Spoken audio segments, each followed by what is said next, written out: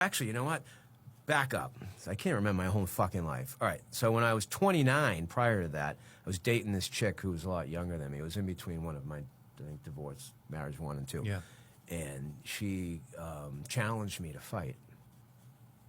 She's like, we were talking fighting, and she's like, you're too nice for a guy, or you'd never do something like that. I'm like, fucking sign me up.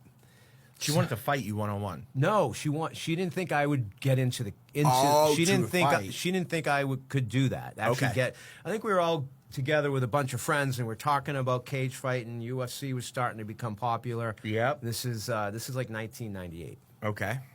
And she's like, "Oh, you'd never do that." So next thing you know, with a buddy of mine, we went and joined a local school and started training. Mm-hmm. And I only had wrestling and striking. I had no jiu-jitsu, nothing. Mm-hmm. And I'm like, all right, I'll take a Vale Tudo fight. So so I turned 30, and I took my first bare knuckle fight. And, you went into bare knuckle fighting? It was called Vale Tudo. So it was heel palm. So you strike like that.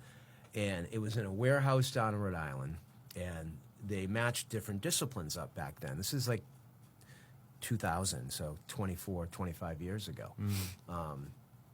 And I was supposed to fight a boxer, and I was a wrestler. I'm like, all right, perfect. That's easy. It's easy, right. Yeah. He gets fucking hurt like a week before the fight, and I'm like, I still want to do this. Like, well, we get this other kid. His name's Gunnar Olsen. He's 19. He just came off Norwich University wrestling team. I'm like, fuck, that's me 10 years younger, even better version than me. Yeah. I'm like, fuck it, I'll fight him.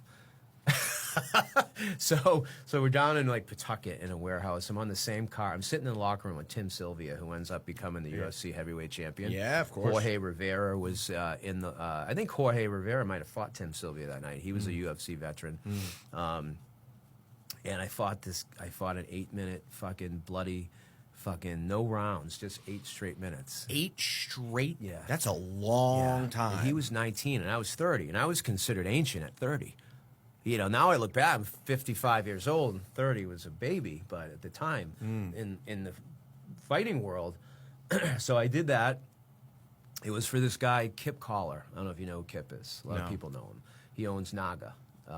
The North American Grappling Association, which is blown up. They're worldwide now. Mm-hmm. So he was promoting that, and he was like impressed with like my grit, and he wanted me to continue fighting. And I'm like, fuck it, I'm done. It was 1 and out. I ended up breaking up with that girl, anyways. Yeah. Fast forward 5 years later, I'm on my radio show. Haven't done anything. I kind of got a little chubby and fat. I had a promoter come on, and he's like, knows that I have sick kids and I raise money for charity, and he's like, I'll give you $5,000 if you jump back in there and train. I'll train you personally. And he had been fighting on the independent circuit. He wasn't UFC by any means, but and I'm like, sure, why not? I'll do it. Of course, I was saying that on the air, and then we went to commercial break. It's like, all right, cool, you're gonna fight, right? I'm like, no, man, I was just saying that. It was a fucking radio show. It's like, no, man, you got to do it. I'm like, fuck it, all right, let's do it. Yeah. So, again, I really have little jiu-jitsu training. I'm just a wrestler with a little striking. I'm supposed to fight another guy that's more of a stand-up guy, more of a striker. I'm like, fine. He gets hurt.